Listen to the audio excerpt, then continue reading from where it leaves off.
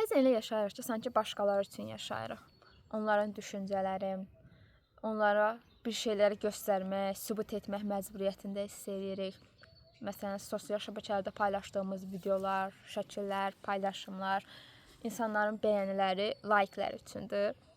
Yəni, bir şeyləri hər zaman göstərmə ehtiyacı duyuruq. İnsanlar, məsələn, storylərə baxırıq, paylaşımlara baxırıq. Bəzi insanlar səyahət edib, gəzib, xoşbəxtdirlər və özümüzə sual veririk ki, mən niyə belə deyiləm? Yəni, mən də onun kimi olmalıyam və özümüzü yetərsiz hiss edirik bunlara baxaraqdan. Və psixoloqlar da deyir ki, bu bizim özümüzü əksik hiss eləməmizə, natamam hiss eləməmizə gətirib çıxardır.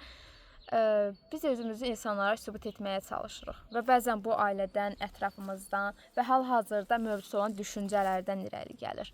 Yəni, bu mənim ailəmdə də belədir. Məsələn, bir hadisə baş verdiyi zaman insanlara nə deyəcəyik? Yəni, niyə bir şeylər demək, niyə bir şeyləri isbat etmək məcburiyyətində hiss edirik? Və ya yaxşı bir şey baş verdiyi zaman anında məsələn, mənim mamam hər şeyi tam olaraq öyrənir, tam olaraq analiz etdikdən sonra başlayır ətrafına deməyə, yəni bir şeyləri göstərməyə.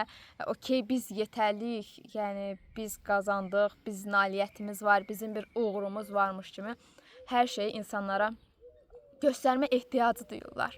Yəni, əslində anlamaları lazım olan şey odur ki, yəni, biz insanlara bir şeyləri göstərmək, sübut etmək məcburiyyətində deyilik. Yəni, biz bunun üçün yaradılmadıq. Bir yaradılış, bir səbəbi olub-olmadığını daha dəqiq bilmirəm.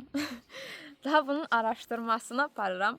Amma əgər həqiqətən dünyaya bir kərə zaten gəldik, həqiqətən də bir səbəbi, bir anlamı varsa, bu insanların düşüncələri deyil. Yəni, onların düşüncələrinə uyğun yaşamaq deyil.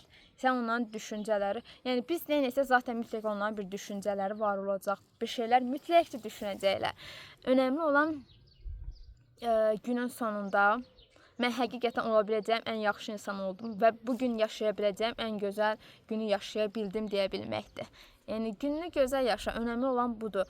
Və yaxud da gününü pis yaşasan belə, doya-doya duyğularını yaşamağı, duyğularının var olduğunu, onun fərqinə varmağı hər zaman seç. Həyat bu, yaxşı yönləri, pis yönləri insana görə təbii ki də var. Önəmli olan yaşamağı seçməkdir. Həqiqətən də yaşaya bilməyi bacarmaqdır.